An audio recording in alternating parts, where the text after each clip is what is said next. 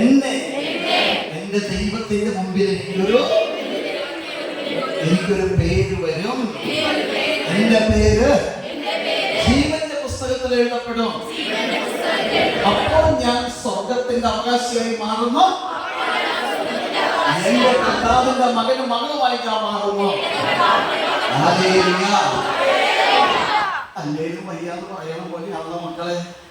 ആകെ 2 സഹോദരിമാരുടെ കൈ മാത്രമേ പൊങ്ങിയുള്ളൂ. ഒന്ന് കരങ്ങളൊന്നും ഉയർത്താതെ ഒന്ന് പറയാമോ? ഹല്ലേലൂയ പറയാം. കുമ്പളങ്ങി സെന്റ് ജോസഫ് ഇടവകയിലെ സഹോദരിക്ക് വീട് കിട്ടിയ കാര്യം മാത്രമല്ല, വീട് കിട്ടല് വീട് എത്ര വേണം, എത്ര വീട് വേണം, വാഹനങ്ങൾ എത്ര വേണം. 18 വരെ എന്റെ പ്രാർത്ഥന കിട്ടിയിട്ടുണ്ട്. UK പ്രഥമ ധ്യാനം കൂടി പെണ്ണിനെ വേണമെന്നാണ് നമ്മൾ പറഞ്ഞത്. ഇടുക്കിന്ന് എബീന അവനാത്മാ കോളേജിലെ ഫസ്റ്റ് ഇയർ എപ്പോ പഠിച്ചിരിക്കുന്ന സ്ഥലത്താണ് ധ്യാനം കൂടി. ഞാൻ പ്രോബ്ലം കേട്ടോ അവിടെ അങ്ങനെയൊക്കെ സാന്നിധ്യത്തെ കുറിച്ചു കരകൾ കെട്ടി പറഞ്ഞ ഹല്ലേലൂയ.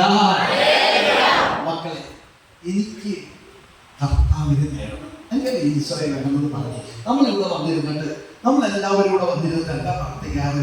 എനിക്ക് വാഹനങ്ങൾ വേണം, എനിക്ക് വീട് വേണം, എൻ്റെ കൊച്ചുകൾ ഇന്ന സ്ഥലത്ത് UK വിടണം, കാനഡയിൽ വിടണം എന്നല്ലേ നമ്മുടെ ആഗ്രഹങ്ങൾ.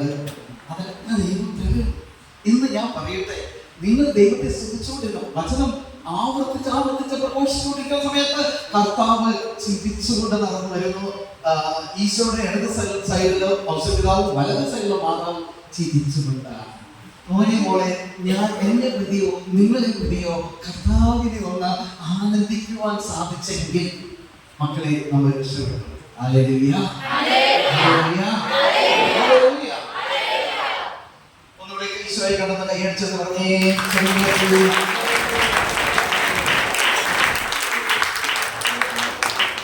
കൈയടിക്കുക. Hallelujah, hallelujah, hallelujah.